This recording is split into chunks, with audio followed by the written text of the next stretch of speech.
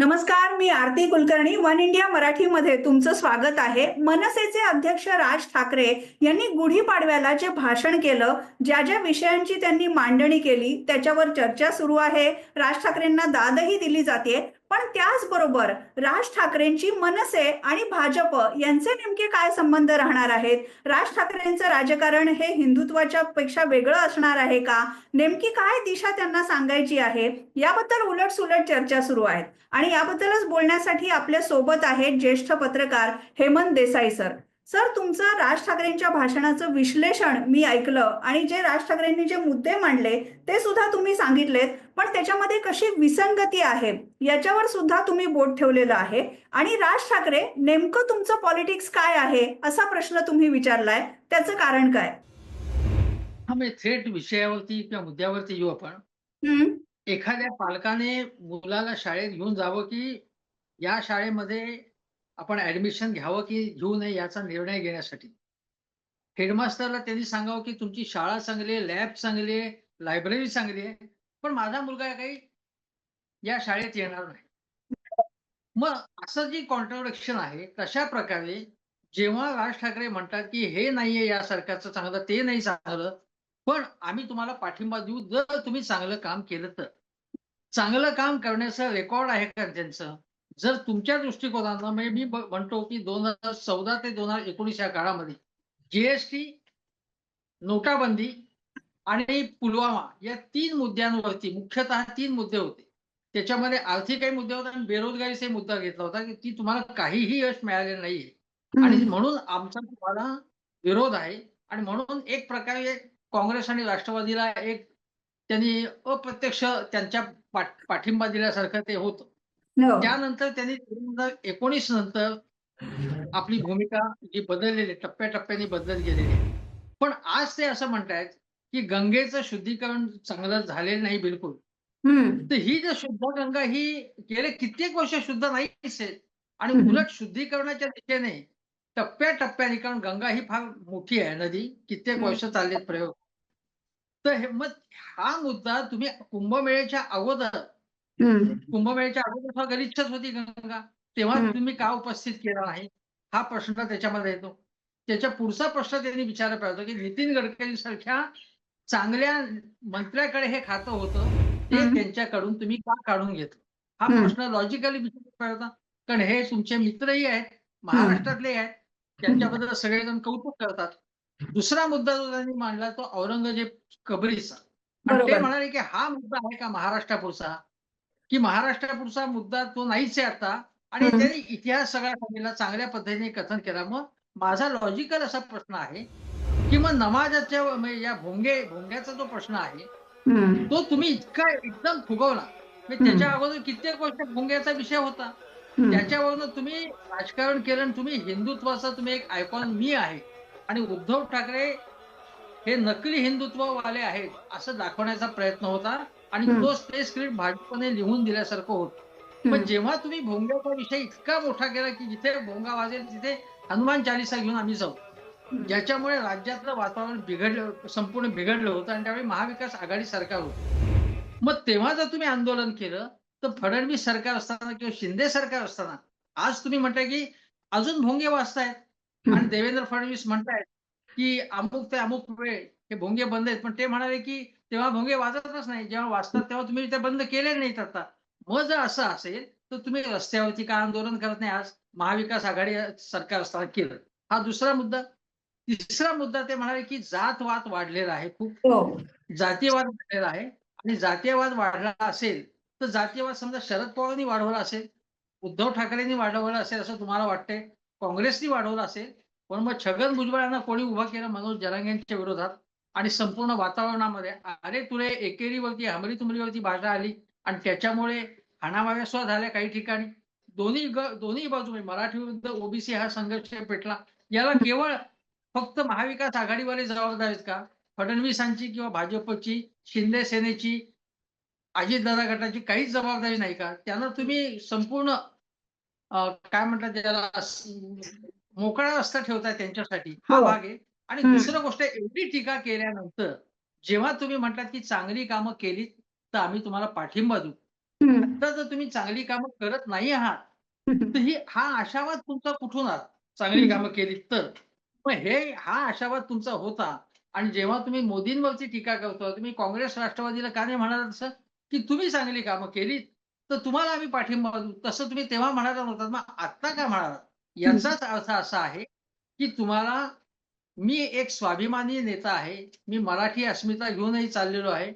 उद्धव ठाकरेंपेक्षा माझं हिंदुत्व अधिक झळाळत आहे आणि त्यामुळे मला मतदान करा आणि मी भाजपच्या जवळ जातो. म्हणजे उद्धव ठाकरेंची जी उणीव आहे भाजपसाठीची, ती एकनाथ शिंदे भरून काढू शकत नाहीत. कारण त्यांच्या भोवती करिश्मा नाहीये. ठाकरे ब्रँड नाही. तो मी भरून काढू शकतो. पण मी त्यांच्या मागे गेलो असं व्हायला नको. असं कुठचाही संकेत द्यायला नको. मी माझ्या पद्धतीने चालणार. मी स्वाभिमानी नेता आहे. पण त्यांचा स्वाभिमान हा असा सोयीचा देखील सुद्धा आहे. लवचिक आहे हे आपण लक्षात घेतलं पाहिजे. म्हणून मी म्हणतो, की त्यांचं पॉलिटिक्स गोंधळाचं आहे किंवा विसंगतेचं आहे. म्हणजे तुम्ही टीका ज्यांच्यावर करता त्यांच्याबरोबर तुम्ही युती करणार असे संकेत देताय. याचा अर्थ तुम्ही तुमच्याही अनुयायांना गृहीत धरताय, तुम्ही मतदारांना गृहीत धरताय आणि हे चुकीचं आहे असं माझं मत आहे. आपण जर 3 निवडणुका पाहिल्या म्हणजे पहिली लोकसभेची निवडणूक जिथे राज ठाकरेंनी पंतप्रधान मोदींना बिनशर्त पाठिंबा दिलेला होता. त्याच्यानंतर विधानसभेची निवडणूक मनसे वेगळं लढलं, कोणत्याही युती किंवा आघाडीमध्ये नव्हतं. पण त्याचबरोबर मनसे आणि भाजपचं काही साटलोटं आहे का? काही संगनमत आहे का? याच्या चर्चा सुरू राहिल्या. आणि आता महापालिका निवडणुकांना जरी वेळ असेल तरी सुद्धा मुंबई महापालिका निवडणूक अगदी तोंडावर आलेली आहे आणि तिथे मनसेचे मुंबई अध्यक्ष ज्यांची नेमणूक झालेली आहे संदीप देशपांडे यांनी आशिष शेलारांवर अतिशय कडव्या शब्दामध्ये टीका केली. कपटी मित्रापेक्षा उघड शत्रू बरा अशा चालीची ती टीका होती. त्याबरोबरच आशिष शेलार यांचा उल्लेख त्यांनी वेगळे शब्द वापरून सुद्धा केला. हे सगळं बघता तुम्हाला नेमके मनसे आणि भाजप यांच्यातले संबंध काय वाटतात? नाही मला असं वाटतं, की हे सगळं जे आहे ते तात्पुरतं आहे. हे आशिष शेलार, संदीप देशपांडे अशा प्रकारच्या टीका-टिप्पणी जी आहे, ती तुम्हाला आठवत असेल तर विधानसभेच्या वेळी अमित ठाकरेंच्या निमित्ताने एकनाथ शिंदे यांचे सहकारी सदा सरवणकर बाकीचे नेते आणि मनसे यांच्यातही झालेली होती. पण ते सगळं मागे पडतं आणि आपण ब्रॉडली विचार केला तर असं लक्षात येतं, की हे काय म्हणतात लुटूपुटीची लढाई आहे ही सगळी. त्यांना भारतीय जनता पक्षाबरोबर जायचं आहे. आता 2022 मला आठवत असेल तर 2022 मध्ये जेव्हा उद्धव ठाकरे सरकार आलं, त्याच्या अगोदरपासूनच यांचे प्रयत्न चालले होते. म्हणजे स्थापन झालं सरकार 2020 मध्ये. पण 2021-22च्या सुमारास चंद्रकांत दादा पाटील म्हणाले, की आमची चर्चा चालू आहे, आम्ही भेटतोय वगैरे. आणि मग एका टप्प्यावर ते म्हणाले, की आमची काही युती होणार नाही. तेव्हा मग बाळा नांदगावकर असं म्हणाले होते त्यावेळी, की अजूनही सगळ्यावरती काही पडदा पडला नाही. म्हणजे अजूनही चर्चा होऊ शकते. पण तेव्हा काय होतं, तर त्यावेळी उत्तर प्रदेशच्या निवडणुका होत्या विधानसभेच्या. उत्तरांचलमध्ये किंवा उत्तराखंडमध्ये निवडणुका होत्या आणि बरोबर. तिथे मनसेची युती ही त्यांना भारतीय जनता पक्षाच्या दृष्टीने अतिशय वाईट आहे. म्हणजे हं, तिकडे त्या लोकांसमोर मनसेबद्दल वाईट आहे. हं, देवेंद्र फडणवीस म्हणाले होते जाहीरपणे वारंवार, की आमच्यामध्ये काही मतभेद आहेत कारण आमचा राष्ट्रीय पक्ष आहे. त्यामुळे राष्ट्रीय पक्षाला मनसेच्या पद्धतीने अशा प्रकारे वागता येणार नाही. थोडक्यामध्ये परप्रांतीयांबद्दलची त्यांची भूमिका ही अडचणीची आहे. आता ती अडचणीची असताना सुद्धा त्यांनी जेव्हा पाठिंबा दिला बिनशर्त पाठिंबा. आता हा हं, बिनशर्त पाठिंबा हा कधीच नसतो हा. मनसे हा काही चॅरिटेबल ट्रस्ट नाहीये. हं, बिनशर्त पाठिंबा द्यायला काहीतरी गोष्टींसाठीच हे होतं. ज्या हं, पद्धतीने म्हणजे बाळासाहेबांनी एकदा निवडणुकाच लढवल्या नाहीत. असा राजकीय पक्ष करत नाही अंतुल्यांच्या वेळी. आणि मग त्याच्यानंतर त्यांच्या 2 लोकांना म्हणजे प्रमोद नवलकर आणि आणखीन एकांना विधान परिषदेवरती निवडून आणलं भाजपने. म्हणजे त्यामुळे बाळासाहेब काही म्हणाले नव्हते, की आमचा बिनशर्त पाठिंबा आहे म्हणून. आम्ही हं, पाठिंबा देतो असं म्हणाले. त्यामुळे या गोष्टी ज्या आहेत त्या देवघेवीच्या स्वरूपात आहेत. माझ्या मते असं आहे, की आज ज्या कडकपणे राज ठाकरे बोलतायत, हं, म्हणजे अतिशय मुद्देसूद फार सुंदर भाषण केलं त्यांनी. म्हणजे एखाद्या सेमिनारमध्ये बोलावं तसंच. म्हणजे एखाद्या पर्यावरण अभ्यासकाने बोलावं तसं ते त्याच्याबद्दल बोलले. बेरोजगारीबद्दल मी तुम्हाला सांगतो, की राज ठाकरे यांनी 2000 साली जिगर 2000 हा कार्यक्रम घेतला होता. हो. त्याच्यामध्ये अमिताभ बच्चन अनेक लोकांना बोलावलं होतं आणि रोजगार हा विषय त्यांनी महत्वाचा केला होता. नागपूरच्या हिवाळी अधिवेशनात 1990च्या दशकात त्यांनी बेरोजगारांच्या प्रश्नावरती मोठा मोर्चा काढला होता. म्हणजे हा विषय त्यांच्या विषय महत्वाचा. शिवउद्योग सेना त्यासाठीच काढली. त्या बरोबर. शिवउद्योग सेना तुम्ही काढल्यानंतर मी एक अग्रलेख लिहिला होता एका वर्तमानपत्रामध्ये. त्यामध्ये मला वाटतं मी उल्लेख केला होता, की त्यामुळे दोघांनाच नोकऱ्या मिळाल्या. उद्धव ठाकरे आणि राज ठाकरे. अशा हं. प्रकारचा मी उपहास सुद्धा केला होता त्याचा. कारण शिवउद्योग सेना यशस्वी झाली नाही. पण हा विषय जर त्यांना महत्वाचा वाटत असेल, तर त्याविषयी त्यांनी त्याच्यावरती काम केलंय का? आता माझं म्हणणं आहे, की नद्यांचा विषय तुम्ही महत्वाचा करता आणि तुम्ही विषय काय घेतला, तर बँकांच्या मध्ये मराठीचं कामकाज. हो. आता बँकांचं कामकाज मराठीत व्हायला पाहिजे. न्यायालयीन कामकाज मराठीत हे गेले 50 वर्ष लोकं बोलतात. हा काही नवीन कार्यक्रम नाही. पण हा नवीन कार्यक्रम अचानक तुमच्या कसं लक्षात आलं हे? बँकांचं कामकाज मराठीत होतं की नाही? इतकी वर्ष तुम्ही काय करत होता? म्हणजे तुम्ही मग तो काही इतका महत्वाचा म्हणजे कार्यक्रम आहे का?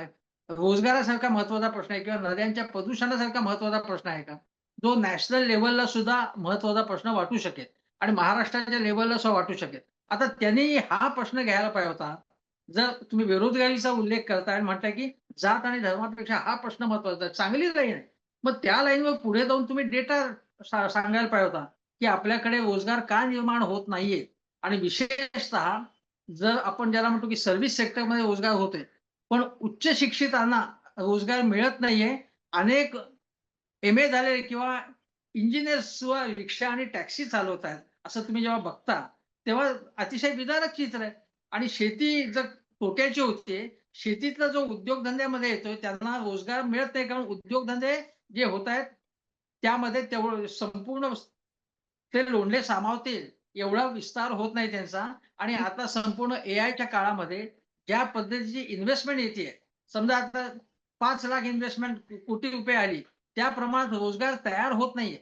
त्यामुळे रोजगार प्रधान उद्योग झाले पाहिजेत आणि ते कुठल्या क्षेत्रात होऊ शकतील? का येत नाहीत रोजगार? तुम्ही रतन टाटांचा जर तुम्हाला आदर्श वाटतात किंवा त्यांच्या मदतीने नाशिकमध्ये तुम्ही काही कामं करून घेतली असती.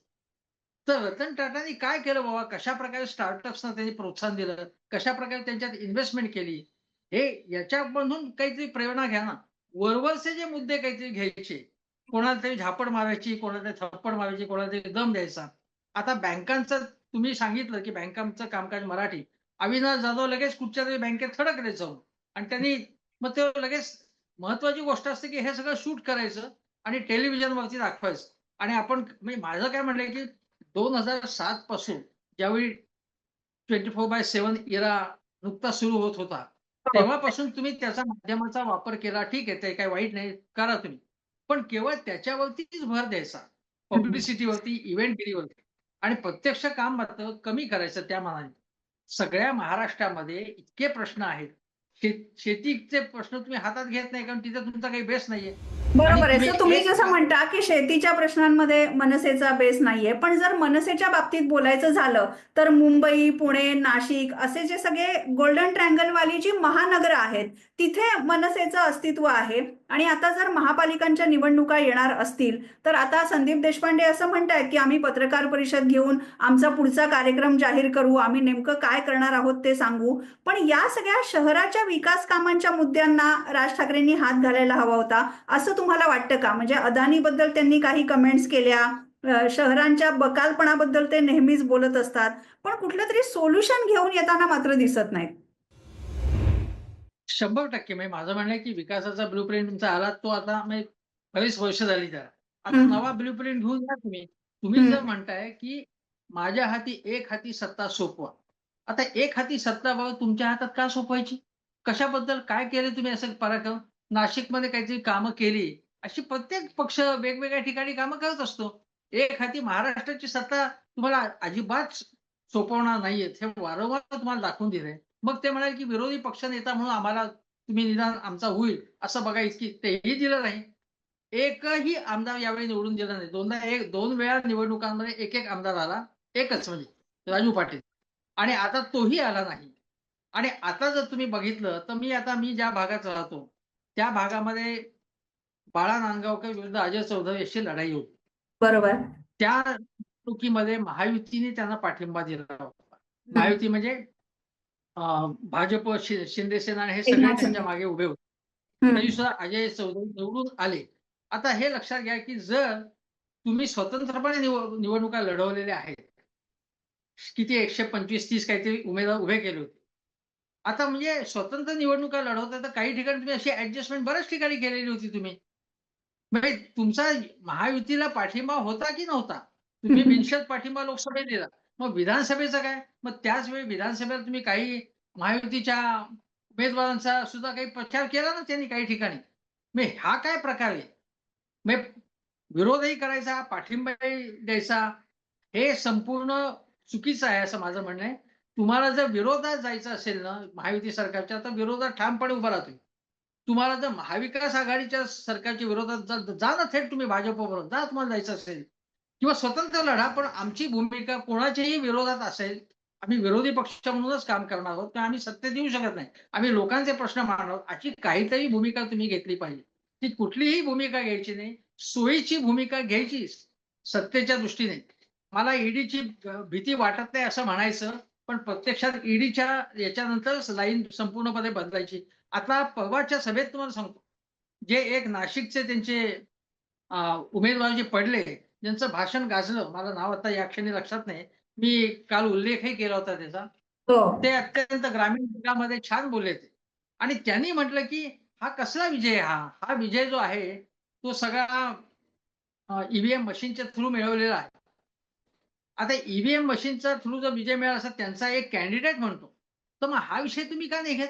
मला आठवतंय, की काही वर्षांपूर्वी त्यांनी म्हटलं होतं, की मुंबईमध्ये आम्ही सर्व पक्षीय किंवा कोणी नाही आलं तर आम्ही महामोर्चा काढू ईव्हीएमच्या प्रश्नावरती. मग काय कोरोना आला म्हणून तो रद्द झाला. पुढे त्याने हा विषयच घेतला नाही. पण मध्ये-मध्ये ईव्हीएमच्या वरती टीका करतात ते. मग ईव्हीएमचा प्रश्न जेव्हा बाकीचे लोकं इंडिया आघाडीवर घेत होते, तेव्हा तुम्ही जॉइन का नाही झालात तुम्ही त्यांना? कारण तुम्ही जॉइन झालात, तर भारतीय जनता पक्षाला आवडणार नाही ते. ते तुम्हाला माहिती आहे. त्यामुळे कुंभमेळ्याच्या संदर्भामध्ये चर्चा करायची आणि एक प्रकारे असंही दाखवायचं, की भाजपबरोबर आम्ही सॉफ्ट आहोत. पण प्रबोधनकारी हिंदुत्व हे आम्हाला जवळचं वाटतं. म्हणजे तो बरोबर. जो ब्रँड आता उद्धव ठाकरेंकडे चाललेला आहे, तोही आमच्याकडे पाहिजे. भाजपचंही हिंदुत्व आम्हाला पाहिजे आणि अशी सरमिसळ आम्हाला ही सरमिसळ संस्कृती जी आहे राजकारणातली, ती मला वाटतं एवढी यशस्वी होईल असं वाटत नाही. मनसे एक पक्ष म्हणून पहिल्यापासून तुम्ही बघितलं, तर ग्रामपंचायत निवडणुका, पंचायत समितीच्या निवडणुका, जिल्हा परिषद यांच्याकडे त्यांनी दुर्लक्ष केलं. त्या निवडणुका न लढता कोणचा पक्ष एक हाती सत्ता मिळू शकेल? कधीच शक्य नाही ते. तुम्ही त्या बरोबर. निवडणुकांकडे गंभीरपणे पाहिलं नाही. एकदा केव्हा तुम्ही महाराष्ट्राच्या दुष्काळाच्या वेळी चारा छावणी काढली, याची एवढी पब्लिसिटी केली त्यांनी, त्याच्या पलीकडे एका ठिकाणी चारा छावणी काढली. बाकीच्या पक्षांनी अनेक ठिकाणी अनेक प्रकारची मदत केली आहे. त्यामुळे माझं असं म्हणणं आहे, की हे जेवढे इव्हेंटबाज मोदींचा एकच गुण त्यांनी घेतलाय. इव्हेंटबाजीचा, पब्लिसिटीचा आणि त्याच्यामध्ये राज ठाकरे इंडिव्हिज्युअली खूप क्रिएटिव्ह आहेत. पण पक्ष म्हणून ज्याला म्हणतो, की एक सामूहिक चेहरा, अनेक नेते जे आहेत ते पुढे त्यांची मांडणी काय बाबा? असं काही आपण फक्त मनसे म्हणजे राज ठाकरे एवढाच विचार करतो आणि राजसाहेब जो निर्णय देतील तो आम्हाला शिरसावंदी आहेत, असं प्रत्येक जण म्हणतात. बघा प्रत्येक सभेच्या अगोदर तुम्ही जर बाईट्स घेतात, राज ठाकरे आज काय विचार देणार? तोच आम्ही आमचं कुतूहल तेच आहे. ते जो आदेश देतील तो आम्ही अंमलात आणू. एवढंच त्यांचं बरोबर. असतं. त्या पलीकडे बरोबर. बिनचेहऱ्याची माणसं आहेत, बिनचेहऱ्याचे नेते आहेत आणि एक पक्ष असा मोठा होऊ शकत नाही. उद्धव ठाकरेंच्या पक्षाकडे तोही एकाधिकारशाहीवादी पक्ष असला बाळासाहेबांच्या पासून, तरी देखील त्यांच्याकडे अनेक चेहरे असतात. प्रत्येकाचं व्यक्तिमत्व असतं. त्या पद्धतीने मनसेमध्ये 1, 2, 3 लोकं सोडले, तर कोणालाही पुढे तसं आल्याचं दिसत नाही. केवळ मी मीडियामध्ये म्हणत नाहीये. आपल्या कामामधनं त्यांना प्रोत्साहन देणं.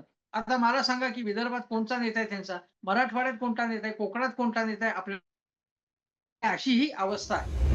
बरं. सर या राज ठाकरेंच्या सभेमध्ये मनसेचे नेते संदीप देशपांडे बऱ्यापैकी व्होकल होते आणि आता सुद्धा त्यांनी एका चॅनेलला जी मुलाखत दिली आहे त्याच्यामध्ये त्यांनी असं म्हटलंय, की आम्ही आमची भूमिका योग्य वेळी जाहीर करू आणि मग महापालिका निवडणुकांना अजून वेळ आहे. मग तेव्हा कोणाची ऑफर येते, कोण डोळा मारतं हे बघू आणि आम्ही नंतर ठरवू. पण सर जेव्हा मनसेवर असा आरोप केला जातो, की तुम्ही सातत्याने भूमिका बदलता, प्रत्येक निवडणुकीमध्ये तुमची वेगळी भूमिका असते, खास करून भाजपबद्दल. तेव्हा त्यांचं उत्तर असतं, की उद्धव ठाकरेंच्या शिवसेनेनेही त्यांची भूमिका बदलली, शरद पवारांनी बदलली, अजित पवारांनी बदलली, पण त्यांना प्रश्न न विचारता तुम्ही फक्त आम्हालाच विचारता.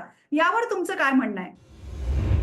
मला असं वाटतं की राज ठाकरे जेव्हा प्रत्येक सभेमध्ये भाषणं करतात तुम्ही अनेकदा, तेव्हा ते सगळ्या सत्ताधाऱ्यांना किंवा कोणाला त्यांना जे लोक त्यांना आवडत नाहीत, त्यांना ते सतत प्रश्न विचारत होते. त्यांना प्रश्न विचारण्याचा अधिकार आहे. पण त्यांना जर प्रश्न विचारला तुम्ही, तर त्या पत्रकारांना सुद्धा ज्या नवोदित पत्रकार सुद्धा असतील, त्यांना ते काय म्हणतात, की तुम्ही हा प्रश्न मला विचारताय, तो सत्ताधाऱ्यांना काय विचारताय? आम्ही हो, सत्तेत आहोत हो. का? महाविकास त्यावेळेस विचारत. आज मात्र ते इतक्या हत्या महाराष्ट्रात झालेल्या आहेत. महाराष्ट्रात आणि आज सुद्धा एक बातमी एका महिलेच्या हत्येसंबंधी आहे, झळकतीये. या हत्या कशामुळे होत आहेत? इतक्या महाराष्ट्रात हत्या. महाराष्ट्रामध्ये 2-2 धनंजय मुंडेच्यावरती भ्रष्टाचाराचे देखील आरोप होते. माणिकराव कोकाटेंवरती आरोप आहे. ह्याच्यावरती ते आवाज उठवत नाहीत. शिंदे सेनेचा इन्फ्रास्ट्रक्चरच्या प्रकल्पामध्ये प्रचंड भ्रष्टाचार आहे, असं वारंवार भाजपच्या माध्यमातूनच अप्रत्यक्षपणे उघडकीस येतंय. पण त्याच्यावरती मनसेवाले काही बोलत नाहीत. म्हणजे ज्या पद्धतीने मोहिमा हाती घ्यायला पाहिजे त्या पद्धतीने ते बोलत नाहीत. शहरांच्या प्रश्नावरती सरकारला घेरत नाहीत. आता मी तुम्हाला सांगतो एकदा राज ठाकरे म्हणाले होते. योग्य म्हणाले, की तेव्हा म्हणजे तेव्हा की पुण्याला मेट्रो हवी आहे का? आता ती भूमिका त्यांची चुकीची ठरली. त्यावेळी काय होतं, की त्यांचं म्हणणं असं आहे, की उदाहरणार्थ जर कर्वे रस्त्यावरून जी मेट्रो येते, ती गरवावेला स्टेशन आहे, तो थांबा आहे त्यांचा आणि पुढे माणसांना परत रिक्षा घ्यायला लागते, असा त्यांचा मुद्दा होता. पण आज जर तुम्ही पुण्यात गेलात, तर अगदी अ, तिकडपासून ते रामवाडी असेल, अनेक भागामध्ये कनेक्टिव्हिटी वाढलेली आहे. तर तुम्ही ज्याच्यावरती टीका करत होता, तसं घडलं नाही. लोकांचा रिस्पॉन्स आता मिळायला लागलेला आहे पुण्याच्या मेट्रोवर. पण मुंबईमध्ये आणि पुण्यामध्ये अनेक ठिकाणी रस्ते उखडलेले आहेत हो, आणि त्याच्यामुळे जो धुळीचा त्रास होतोय, तो आता काही मीडियाच्या माध्यमातून पुढे येतोय. पण हो. हा मुद्दा तुम्ही पुढे केला नाही. अनेक ठिकाणी उद्यानांची अवस्था अतिशय वाईट आहे. उद्यानं मोकळे भूखंड अनधिकृत लोकांनी ताब्यात घेतलेले आहेत. ज्या हं. फेरीवाल्यांच्या विरोधात त्यांनी चांगलं आंदोलन केलं. पण त्या ठिकाणी आज तुम्ही दादरमध्ये गेलात, दादरच्या बाहेर अनेक बांगलादेशी आहेत. काही जण म्हणतात रोहिंग्या आहेत, मला माहीत नाहीत. पण अशा प्रचंड संख्येमध्ये ते आहेत आज. त्या लोकांना हाकलवण्याबद्दल तुम्ही बोलत नाही. काँग्रेस राष्ट्रवादीच्या वेळी तुम्ही बोंबलत होता जेव्हा, आता का नाही हं. बोलत त्याच्या विरुद्ध? मग हे काय चाललंय? दादागिरी परत तुमच्यावर टीका केलेली तुम्हाला चालतच नाही. तुम्ही कधीही असं म्हणा नाही, की ठीक आहे, आमचं काहीतरी चुकलं असू शकतो. आम्ही आमचा मार्ग बदलू, आम्ही त्यात सुधारणा करू. पण पत्रकारांनी प्रश्न विचारला, की त्याला प्रतिप्रश्न करून त्यांचा अपमान करणं, त्यांचा पाणउतारा करणं आणि राज ठाकरेंना कोणी प्रश्नच विचारू शकत नाही. हे काय प्रकार आहे? असं नाही चालू शकत. पत्रच्या प्रश्नाला तुम्ही उत्तरं दिली पाहिजेत. त्यामुळे तुम्ही पत्रकारांवरतीच आक्रमण करणार, हे बरोबर आहे असं मला वाटत नाही. त्यामुळे थोडीशी नम्रता पाहिजे तुमच्यामध्ये सुद्धा. तुम्ही जेव्हा अजितदादापासून अनेकांना तुम्ही नावं ठेवता, तेव्हा तुम्ही जर सत्तेवर आला असतात, तर तुम्हाला चालली असती का अशी नावं ठेवलेली? तुम्हाला चालली नसती तुम्हाला. तेव्हा पहिल्यांदा आपल्या या सगळ्या धोरणामध्ये सातत्य नाहीच आहे तुमच्या. हे खरंच आहे. तुम्ही कोणतीही कामं केली नाही असं कोणीही म्हणत नाही. चांगली कामं केलीत ना तुम्ही. पण आणखीन खूप चांगली कामं तुमच्याकडनं अपेक्षा होती. त्याप्रमाणे संघटना बांधणी नाहीये तुमची. वैचारिक गोंधळ आहे सगळा तुमचा आणि तुमचं ग्रामीण महाराष्ट्राकडे पूर्ण दुर्लक्ष आहे तुमचं. हे या ज्या त्रुटी आहेत, तुम्ही सिनेमा नट, मालिका, थिएटर्स, नाटक आणि तुमचं संपूर्ण शिवाजी पार्कच्या अवतीभोवती जे कोण नटनट्या किंवा असतील, ते सांस्कृतिक क्षेत्रातलं कोंडाळ. त्याच्या पलीकडे तुम्ही महाराष्ट्राचे नेते म्हणून तुम्हाला जर पुढे असं यायचं असेल किंवा पक्षाला, तर महाराष्ट्राच्या ठिकठिकाणी हिंडलं पाहिजे, दौरे केले पाहिजेत. तिकडच्या लोकांशी बोललं पाहिजे. स्त्रियांच्यावरती एवढे अत्याचार झालेत. काय केलं मनसेने याच्याबद्दल? फक्त बदलापूरच्या बाबत केलं. बाकीच्या बाबत त्यांनी आवाज उठवला नाही. ते मस्साजोगला संतोष देशमुखांची हत्या झाली. ते गेले नाही तिथे. सोमनाथ सूर्यवंशी दलितांच्या प्रश्न आम्ही सोडवू असं म्हणाले होते राज ठाकरे मनसेच्या स्थापनेच्या वेळी. त्या दलितांच्या समस्येकडे तुमचं दुर्लक्ष आहे. नंतर आता जो अनुसूचित जाती जमातींचा एक प्रश्न पुढे आला त्यांच्या बाबतीत म्हणजे क्लासिफिकेशन बाबत, उपवर्गीकरणाबाबत. त्याच्याबद्दल तुमची काय भूमिका आहे? अनेक प्रश्नांबाबत तुमची भूमिका काय आहे?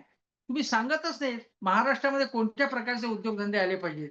उद्योगधंदे, लघुउद्योग का बंद पडतायत? खंडण्या गोळा केल्या जातायत. त्याच्या विरुद्ध आंदोलन करा तुम्ही. तेही होत हं. नाहीये. हे सगळं आहे ते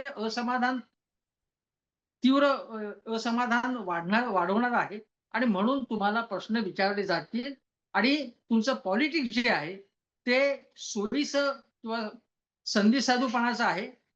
तुम्ही स्वतः चांगलं बोलता, तुमचा दृष्टिकोन चांगला आहे, इतरांपेक्षा वेगळा सुद्धा आहे. पण तुमचं पॉलिटिक्स इतरांपेक्षा वेगळं आहे का?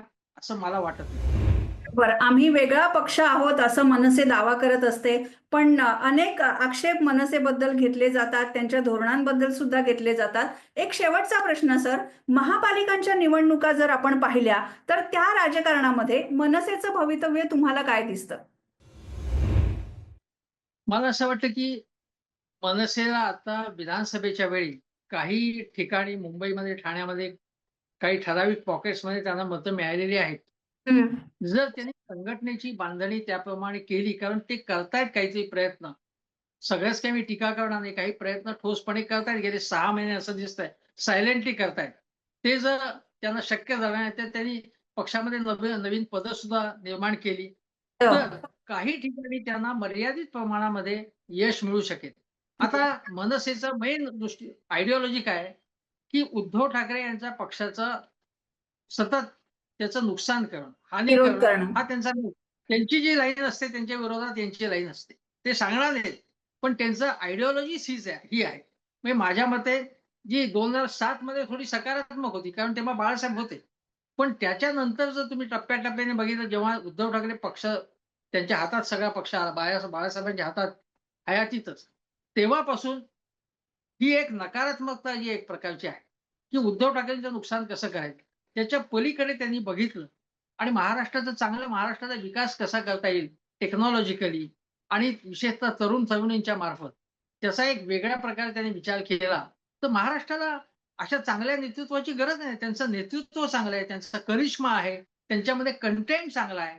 ते वेगळ्या पद्धतीने विचार करतात. ॲडव्हर्टायझिंग एजन्सीच्या पेक्षाही चांगला कॅम्पेन ते करतात स्वतः. डिझाइन चांगलं आहे त्यांचं, त्यांचं स्टेज चांगलं असतं, त्यांचे बॅनर्स चांगले असतात.